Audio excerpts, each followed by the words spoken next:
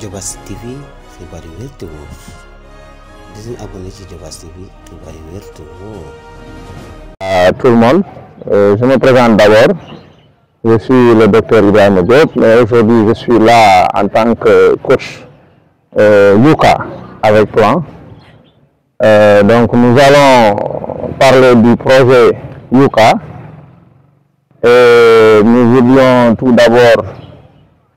avant tout, remercier tous ceux qui nous ont amené ce projet-là. En tête, M. Mafatim Baye, représentant de Plan dans la zone. Madame Rocha, qui a piloté ce projet, et Mati, qui est aujourd'hui avec nous, pour nous avoir aidé à mettre en œuvre ce programme ensemble, qui donc est venu à son heure. Parce qu'aujourd'hui, il faut forcer de reconnaître que nous sommes dans des zones, notamment l'arrondissement de Noto, qui polarise la commune de Tasset et la commune de Noto.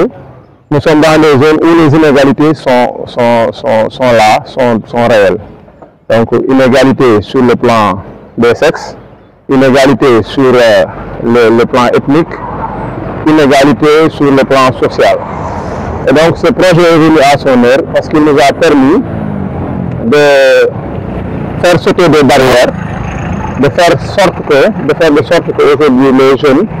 que ce soit les filles que les garçons, qu'ils puissent tous jouer au football,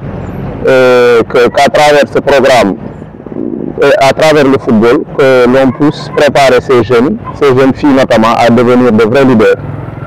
Aujourd'hui, Plan nous a aidés en nous accompagnant sur le matériel, en nous dotant de ballons, de plots, de maillots pour les jeunes, de sochettes, de chaussures, vraiment tout l'équipement nécessaire pour faire jouer ces jeunes, à travers le sport, permettre à ces jeunes de grandir, de découvrir de nouvelles choses, de se former aussi sur le leadership, sur la communication, sur beaucoup d'aspects. Donc vraiment c'est un projet qui a eu un impact fort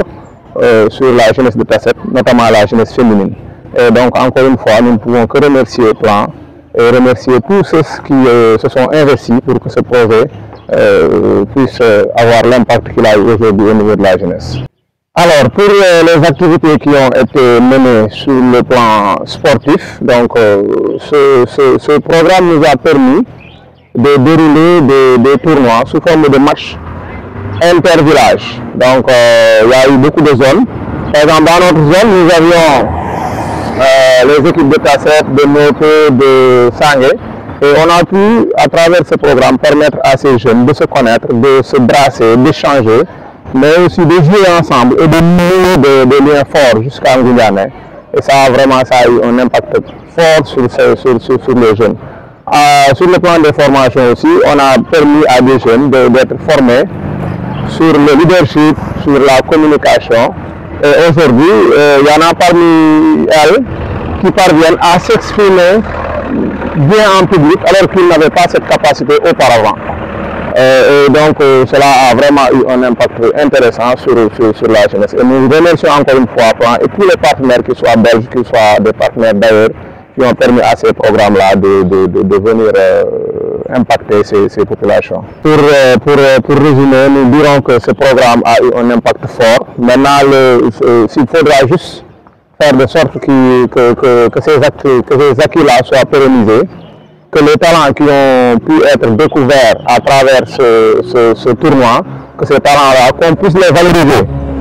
qu'ils puissent éclore, que dans l'avenir, qu'ils puissent, par exemple, au niveau du football féminin, que les jeunes talents qui ont été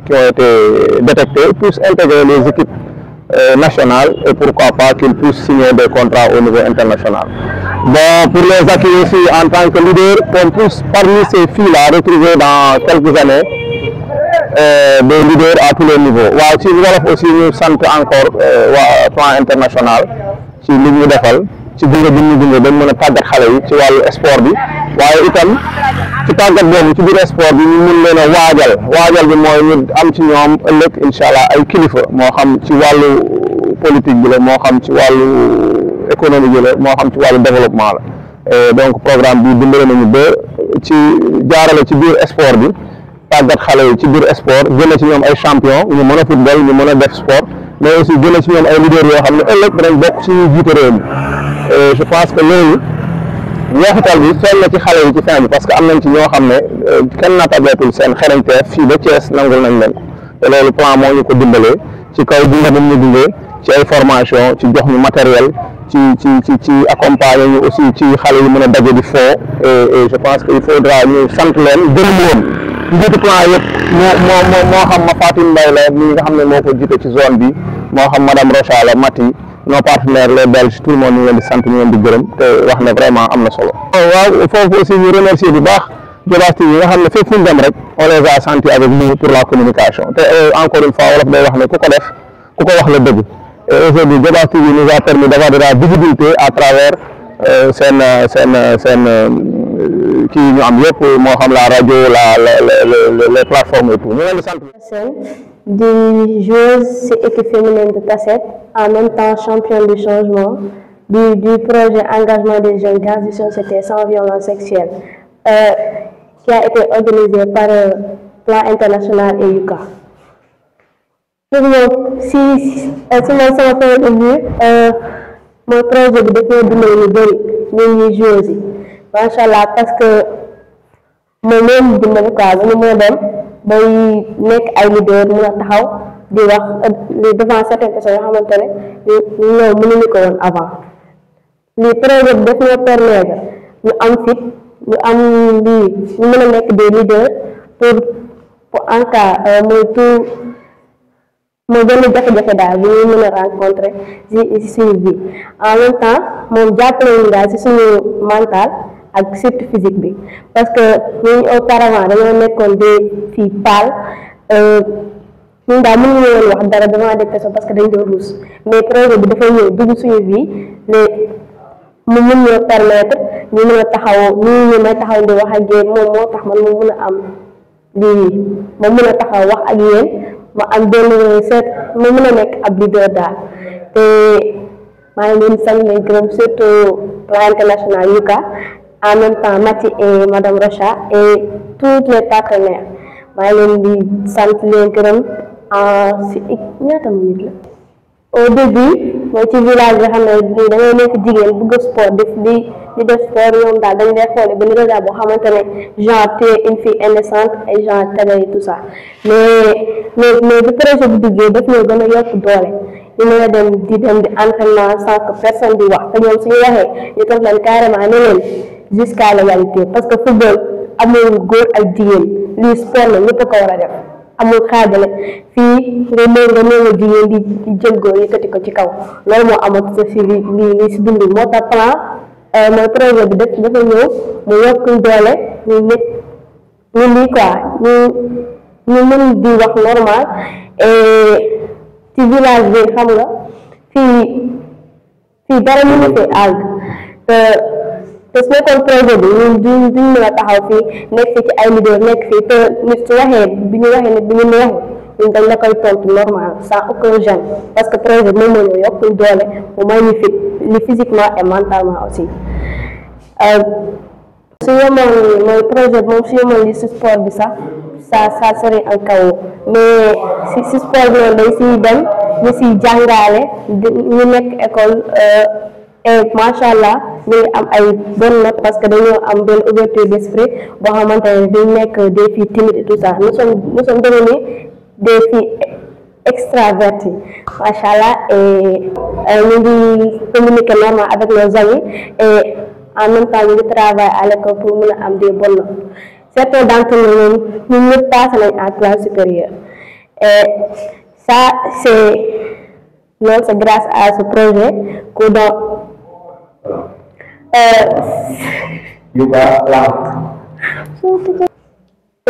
mooy si projet bi ñoom dañoo organiser ay matchs de tournois féminins yoo xamante ne ça nous a permis à sortir de notre localité et ñu dem feneen di visiter ñu am ay yeneen xarit yoo xamante ne on peut partager tout avec lépp ñu wax ko ak ñoom léegi te si match yooyu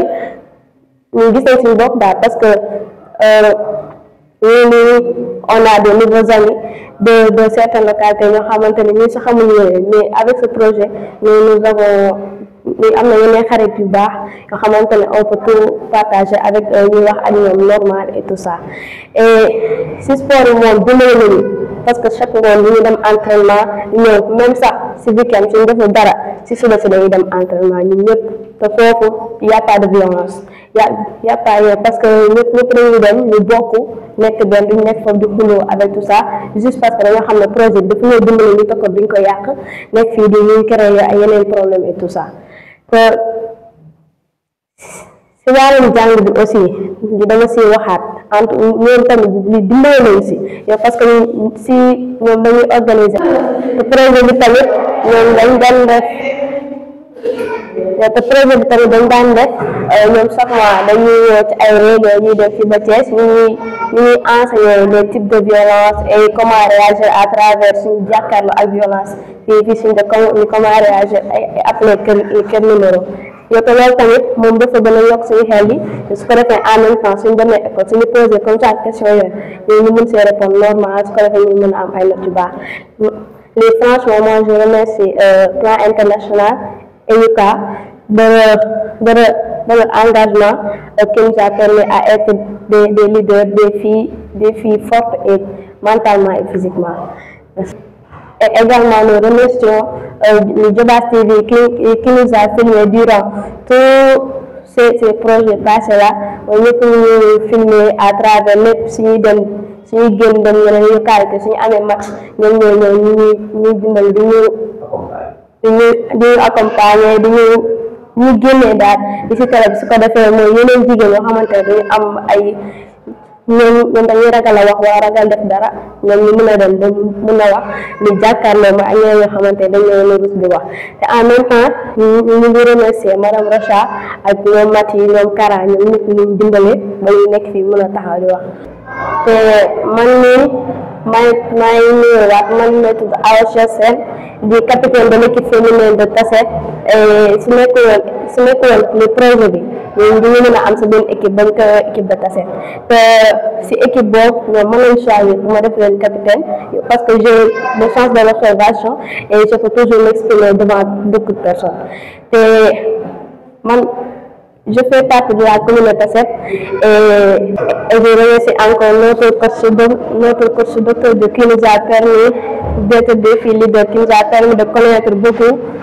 dans le sport du football et mentalement et physiquement. Je vous remercie. ñu ngi leen di nuyu ku nekk ci turam ak santam di leen ziar te di leen baalu àqwaat bu baax a baax te di leen ziar aussi si yàmm gi nga xam ne moom lañ passé man nag maa ngi tudd Kandi Diagne dëkk ci fi nga xam ne moo di village de Tasset ñu gën ma xam ci li nga xam ne moo di activité yi plan di déroulé suñu projet nag ñu ngi tudd engagement des jeunes dans une société sans violence sexuelle boo ko déggee moo di xeet yitteel yi nga xam ne ñu ngi ko yitteel xale yu jigéen ñi ci seen biir gox yi ci seen biir kër yi ci dëkk bi aussi ci loolu aussi plan daal di ñuy former ñun les jeunes âgés de 10 à 24 ans maanaam ñi nga xam ne dañoo am fukki at ba ñaar fukki at ak ñeent ñu leen former ci li nga xam ne moo di les violences basées sur le genre di ñu former ci li nga xam ne aussi moo di les stéréotypes de genre nag boo ko déggee moo di nga xam ne parents yi moom la ñuy def léegi di naan xale bu jigéen bi place am moo ngi nekk ci kër gi xale bu jigéen amul droit football plan bi la def formation bi la jàngal nan ngay football yow ku jigéen ki di bëgg yow nga poursuivre say réew ci loolu aussi ñu jël parents yi di leen impliqué ci suñu biir activité yi di leen wax li nga xam ne moo di parentalité positive mooy parent bi nan la war a mën a dundee ak doomam nan la war a mën a comporté woo ak doomam mais aussi nan la war a mën a waxtaanee ak doomam parce que boo xoolee la majeure partie des jeunes dañuy am problème pour di waxtaan ak seen parents yi bu ñu amee lu métti ils préfèrent ñu toog daal di ciy nekk ñoom kese sans pour autant que ñu yaa dem daal ci waxtaan ak seen parents yi mais aussi ñu waxtaan ak si ñi nga xam ne ñoo di ustaas yi ñi nga xam ne ñoo di imaam yi ak ñooñu noonu pour nga xam ne dañuy moom bu ñu def ay cause ñu ñëw toog di waxtaan ñun ndax peut-être ñoom bu ñu waxtaan ak ñi nga xam ne ñoo di communauté bi mooy gën a yomb que ñun ñu ko toog waxtaan ak suñu morom parents yi ci loolu aussi ñu jàngal ne li nga xam ne moo di le respect mutuel te ñun ñëpp dañoo war a respectante suñu biir projet bi nag ay xale ñoo ko bind xale yooyu ko bind ñu daal di ànd ci li nga xam ne moo di comité consultatif comité boobu noonu ñoo ñëw lëkkale ak ñi nga xam ne ñoo di COC les champions du changement bu ko defee ñoom ñëpp buñ dajalee booloo mooy doon benn ñu daal di mën a waxtaan suñu biir daal trouver ay terrain entente dem nañ aussi ba nga xam ne formation bu amee dañuy proposer ñun les jeunes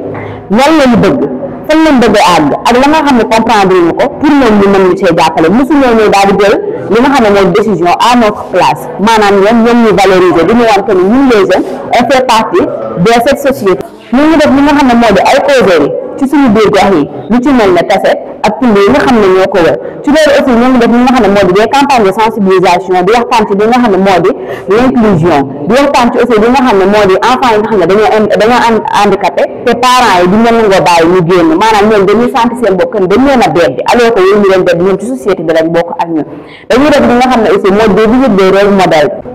ñu def li nga xam ne moo di visite des rôles modèles di dem di waxtaan ak suñu parents yi nga xam ne gis nañ ko ni ñoom jamono bii nii ñoom di foo xam ne ñun bëgg nañ fa àgg ñu waxtaan ak ñoom ñuy wax seen parcours fi ñu commencé ba fi ñu àgg ñoo ngi def tamit li nga xam ne moo di des formations de saponification di jàngal ñi nga xam ne amuñu liggéey nan lañ war a mën a def ba gagner leur vie bien sans pour autant que ñu dem di yaakaar ci kenn ci loolu tamit waa plan daal di ñuy encadré de telle sorte que tey jii nii foo génn nit ñi dañ lay ràññee nit ñi dañuy taw yaakamti pour yow dañuy waxtaan ak ñoom parce que lan ñun dañoo dem ba ñëpp ñu xàmmee loolu tamit tax na suñu parents yi ñun ñëpp ñu leen doon woo ci benn combat bi nga xam ne moo di ku ci nekk nay toog di waxtaan ak doomam ndax mu mën a xam li koy metti ak li koy neex plan tamit lëkkaloo na ak ñi nga xam ne ñoo di waa Belgique ñu koy leen ñoo dugg ci école yi di xool ñi nga xam ne ñoo am les bons moyens ñi nga xam ne ñooy les meilleurs élèves bu ko defee ñu mën leen a yóbbu Belgique ñu daal di def séjour 21 jours bu ñu àggee ñu mën leen a jàngal ñoom seen culture seen langue ak lépp nga xam ne ñoom loolu la ñuy liggéey foofu noonu waa Belgique aussi amoon nañ ci benn séjour 21 jours ñoo seet si ñun waa Sénégal pour waxtaan ak ñun ci ñoom seen projet ak nan lay déroulé ñoo la daal jàng suñu culture ak aussi suñuy làkk seet nañu suñuy capacité ñu dem ba dañuy mën a dem di participer ci li nga xam ne moo di waxtaanu mag ñi di waxtaan ak ñoom léegi bu am na waxtaan la majeure partie dañuy gis ñun jeunes yi ñu siy participer di joxe suñuy décision di wax ñun lan la ñu bëgg ci biir gox bi parce que ñun tamit ci biir gox bi la ñu bokk ci yooyu ñun ñëpp dañoo ànd manko daal di doon benn pare pour suqali li nga xam ne moo di suñu dëkk pare pour suqali li nga xam ne moo di suñu gox Tassette ñun ñëpp aussi ñuy waxtaan ci li nga xam ne moo di nan la ñu mën a def pour convaincre yeneen jeunes yi nga xam ne nekkuñu dans la bonne voie pour ñu mën a ñëw ci la bonne voie ñuy def aussi li nga xam ne moo di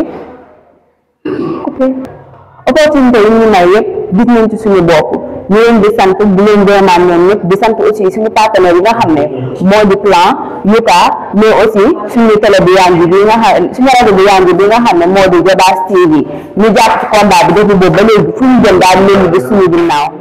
Assalamu alaikum ɓe fogole commune Tassette meni ena Maimouna Dione en refu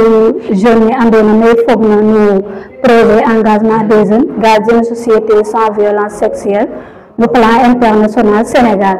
projet nogo miñon ɓeeta jeune ge binno miña ɓeeta jeune ge commune Tassette Funnoto Fundingan Funderi Sira de dajale ɗiɗo à identifier au problème qui andona te commune dina ñowa ten bulit le projet après te financer le plan belge financer au projet tini el engagement des jeunes gardiens de société sans violence sexuelle projet la bu ñu ɓeeta den ñoxrade foten te ref in fexe de violence gi andona foog in jeune ge we ñowana soit te ref kam école soit te ref kam mbinne soit te ref biir bedan te ref yen ñoxra nu nga ɓeeta nak projet in former inde in jeune ge bu baax manam nu waago andona sensibiliser tikayo population fo le commune no violence gene njerin talmente jiga no njaay no ko ten refna nu nga ɓeeta parent tamit a former inde sur la parentalité positive projet len tigar kiɗane gi'ani violence ka ref tabou surtout de nga i ndewge mais reti former nayo parent gaga ɓekan ɓatan parent te waagu moƴu neɗayo communiquer a fo le u yaxden ramulima ɓeeta gaga tan deti fogi manque de communication mais projet tamit yeni maga rek a former e xinan aussi leader religieux manam we andona de jiite ayo wo tam a tagatelo pour que waaga leɓo tam fo communauté jum parce que ina njaƴ donc in wagira yeɗo fo communauté mais inin nga fi ka comme ça par exemple activité de causerie kam yenade fo imam dada dine andona a jega les voix de communauté din tamit tigatode gi andona teregalem maltraité mi dada tamit projet bu xam a formé am ay équipe de jeune fille manam ñu ngi société ñu ka lenda que ni football ko rekete ante société ñu jiddi am rek kafi a de esprit no alembe be ko rejigel alembe gaano o to rejigel mais projet garan protif gaga a formé 12 équipes féminines di andona kafi a match a wada din tam matériel gaga c'est pour lutter contre les stéréotypes de genre di andona communauté de ñu nanayo ñu gaga tamit in kadando comme communauté il rencontre maga rôle modèle madame Mbake il fait aussi restitution rôle modèle na ñu ko dara wara léré mais ka ref gi andona comme une reference gi andona kan wara changer communauté te etin tamit rôle modèle ni andona agaram alen jaar getem tina me lakana pour la to encourager in ando tamit ñen donayo tiafal in ka dande aussi bu Dakar in jiga maga tamit rôle modèle lakas kune madame Dior Fall aga tamit ka dande in rencontré no tino ti expliquer rôle modèle ikka ko to rencontré na nak femme de développement go comme ina jaajen ref yo to kan bugo développement commune ni kon ka jik solo in ka be mi wada tilende in miti lakana ina tan mi wado ando men refit ka gaga ando no aussi in lokera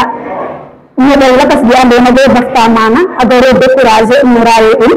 ni rôle modèle de refe dar juste rek comme le ndit mana ka encourager aye in mo tato engagement ni gaga tamit projet Belgique kan fi afdel réunion en ligne des fois aussi ci bafto de Belgique adoro bureau plan Thiès a rencontré une tamit une partage aussi de violence di andona be jignane dina aussi ñu ngi ko projet atam dan commune refna jeune bi andona jaay bi andona ka kay dina du Belgique afi andona de 21 jours pour les jango comme Sénégal yo jigat na violence Belgique na data jikko violence mais violence be est ce que fa do ndax ñetti era te be plaga tanelo waga nak mu kiri te tante yo ñu ngi eta ka ka établissement refna te tanot meilleur élève eta na meilleur élève mu ade na pala parene am te te len ci dina ka ko maga Belgique te jugo maga séjour 21 jours pour wago jango violence gi refna maga agar regarna tamit afi ando restitution a xoye ini na ko projet ajigan comité consultatif naga te accompagner jaage te accompagner à sampling du changement cas de sampling du changement a jik comité consultatif regarna dafitna Belgique tamit regarna alla mande be jangit na maga kon ini ka lena fi anande compte rendu bon ando tamit violence gi andona be jigna maga ref no Belgique ñu ngi tamit une jaajëfalaay plan international bu baax parce que tino ka impliqué jeune be no fop bente fi en tant que jeune ndax ñu ngi projet kamaya kam sare mais ñu ngi jeune be ñu lay fokata mais plan international regar na ka fokat jeune be ak yolit bi atagat bi jeune be tamit awago ka dañu ko de kon ñu jaajëfalaay bu baax parce que dina xairayo benn yoon aci in jaajëfala in yeretna de émission Diobass TV in len tawe communauté Tassette fop kon amna bu beneen yoon inshallah no émission lakas Diobass TV xibaar yu wér te wóor di leen abonné ci Diobass TV xibaar yu wér te wóor